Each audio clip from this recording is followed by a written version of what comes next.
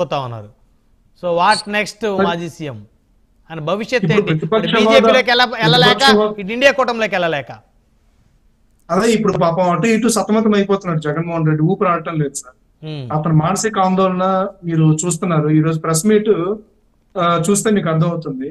ఇది మన ఇంట్లో చాక్లెట్ బిస్కెట్ కాదు సార్. ప్రతిపక్ష హోదా అడగగానే ఇచ్చేదానికి దానికంటూ రూల్స్ రెగ్యులేషన్స్ ఉంటాయి. దాన్ని బట్టే ఇస్తారు. ఇదివరకు మా బీజేపీ అధికార ప్రతినిధి గారు చెప్పినట్టుగా ఇదివరకు జగన్మోహన్ రెడ్డి గారి నోటి నుంచి వచ్చింది ప్రతిపక్ష హోదా తనకు నెంబర్ ఎంత ఉండాలి అసెంబ్లీలో అనేది. ఆయనకు ఆ నెంబర్ లేదు కాబట్టి ప్రతిపక్ష హోదా రాదు. ప్రతిపక్ష హోదా ఎవరు ఇస్తారు? ప్రజలు ఇస్తారు. ఎప్పుడు ఇస్తారు? ప్రజల తరఫున మాట్లాడితే. మొన్న మనకి వరదలు వచ్చినాయి. వరదలు వచ్చినప్పుడు వైసీపీ ఎమ్మెల్యేలు, ఈ వైసీపీ బాస్ ఎక్కడున్నాడండి? జనసేన ఎమ్మెల్యేలు, టీడీపీ ఎమ్మెల్యేలు, బీజేపీ ఎమ్మెల్యేలు ప్రతి ఒక్కరు కూడా ఆ సంబంధిత అధికారులని వెంటేసుకొని ప్రతి ఒక్కరు ప్రజల దగ్గరికి వెళ్ళారు. నేరుగా అక్కడ పరిసర ప్రాంతాలని పరిశీలించి అక్కడ కావాల్సిన ఇమీడియట్ అసిస్టెన్స్ ఏదైతే ఉందో, మెడికల్ అసిస్టెన్స్ కానీ, అలాగే ఫుడ్ కానీ, లేకపోతే ఇంకోటి కానీ ప్రతిది కూడా అందించే ప్రయత్నం చేశారు. ప్రతిపక్ష నాయకుడిగా, ప్రతిపక్ష హోదా కోరుకునే వ్యక్తిగా ఇతను ఏం చేశాడు ఒకసారి చెప్పమనండి. అలాగే లా అండ్ ఆర్డర్ గురించి మాట్లాడుతున్నారు. ఈరోజు ప్రెస్ మీట్ పెట్టాడు. ఎందుకంటే నిన్న సెషన్ మొత్తం కూడా లా అండ్ ఆర్డర్ మీద కదా డిస్కషన్ అయింది అసెంబ్లీలో. అక్కడ అసెంబ్లీలో కూర్చొని ఈయన ఎమ్మెల్యేలు కూర్చొని వైసీపీలో 2014 నుంచి 2019 నుంచి 2024 వరకు ఎంత చక్కగా ఈ లా అండ్ ఆర్డర్ ని కంట్రోల్ చేశారో, ఏమేమి నేరాలు ఘోరాలు జరిగాయో లేకపోతే జరగలేదో చెప్పొచ్చు కదా. ప్రభుత్వానికి వివరణ ఇవ్వచ్చు కదా. మా ప్రభుత్వ హయాంలో ఇంత చక్కటి పరిపాలన చేసామని చెప్పొచ్చు కదా. ఎందుకు తప్పించుకొని పారిపోతున్నారు? అంటే వీళ్ళకి సమాధానం చెప్పడం చేత కాదు. తప్పులు చేస్తున్నారు, ఎక్కడ దొరికిపోతామని చెప్పి ఈ రోజు సార్ ఇప్పుడు ఇక్కడ అసెంబ్లీలో లేకపోతే ఇక్కడ రాష్ట్రంలో ఇష్యూ అయితే సెంట్రల్ పారిపోయి అక్కడ ధర్నా చేయడం ఏంటండి? పారిపోయిన ఎందుకు అనుకోవాలి? దేశం మొత్తం తెలియాలి, దేశం మొత్తం వినబడాలి. ఇక్కడ పరిస్థితి వారి పార్టీ నాయకుల్ని, కార్యకర్తల్ని అక్రమంగా, అన్యాయంగా దౌర్జన్యం చేస్తా ఉన్నారు, కొడతా ఉన్నారు, చంపుతా ఉన్నారు. సో వారి పార్టీ కార్యకర్తలకి భద్రత లేదు ఇక్కడ ఈ రాష్ట్రంలో.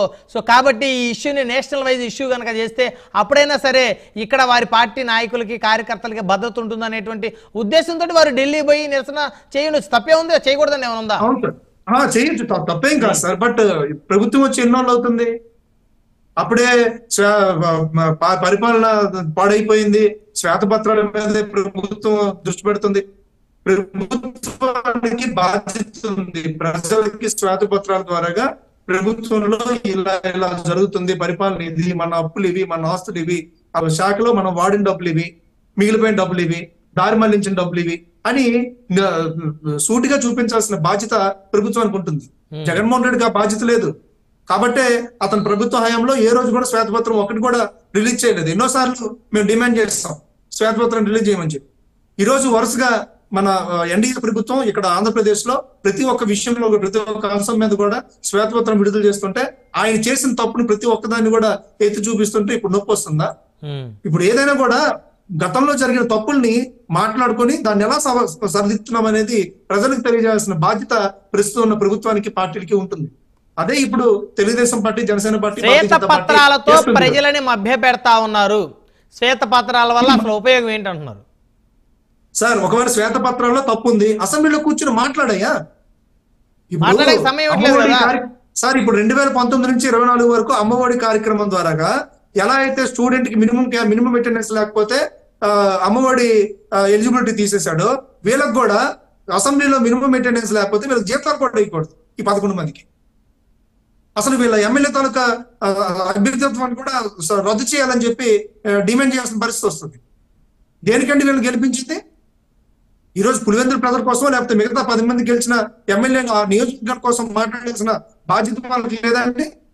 ప్రజల తీర్పుని గౌరవించాల్సిన బాధ్యత జగన్మోహన్ రెడ్డికి లేదండి? అంటే సీఎం సీట్ ఇస్తేనే అసెంబ్లీలో కూర్చుంటాడు, లేకపోతే బయట తిరుగుతాడా?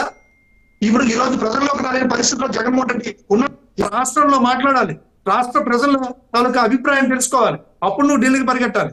నీకు ఎవడైనా ఇక్కడ మద్దతు ఇచ్చేవాడు ఉన్నాడా? ఈ రోజు ప్రతిపక్ష హోదా కావాలని చెప్పి ఏ ప్రజలైనా నీ తరఫున మాట్లాడేవాడు ఉన్నాడా? ఎందుకు లేరు? ఎందుకంటే మీరు చేసిన తప్పులు అలాంటివి, మీరు చేసిన నేరాలు అలాంటివి, మీరు చేసిన అఘాయిత్యాలు అలాంటివి.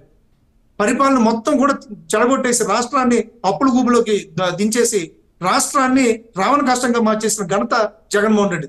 అందుకే ఈ రోజు ఆంధ్రప్రదేశ్ ప్రజల తాలూకా మద్దతు కూడా లేదనే ఈ రోజు ఢిల్లీకి పరిగెట్టాడు. ఆ ధర్నా పేరుతో ఇండియా కూటమి అంటే రాహుల్ గాంధీతోనో ఎవరితోనో చర్చలు జరుపుకోవడానికి ఈ ధర్నా తప్పితే ఇంకోటి కాదు.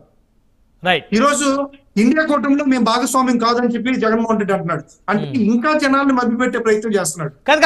ఒక విషయం బాబు గారు, ఇప్పుడు జగన్మోహన్ రెడ్డి గారు ఇండియా కూటమిలో భాగస్వామ్యం అనుకుంటున్నారు మీరు, లేకపోతే భారతీయ జనతా పార్టీకి తెర వెనక నుండి మద్దతు ఇచ్చేటువంటి పార్టీ అనుకోండి? ఎందుకంటే షర్మిల గారు అనేక సందర్భాలు అన్నారు బీజేపీ తోటి తెర వెనక దోస్తీ చేస్తున్నారని. సో ఆ వ్యాఖ్యలు ఎప్పుడు ఆయన ఖండించలేదు. ఇప్పుడు వన్ సైడ్ లో ఉండొచ్చు సార్. ఇప్పుడు జగన్మోహన్ రెడ్డికి బీజేపీ సపోర్ట్ కోరుకోవడం, మేము నువ్వెవడు కోరుకోవడం కానీ అనకూడదు.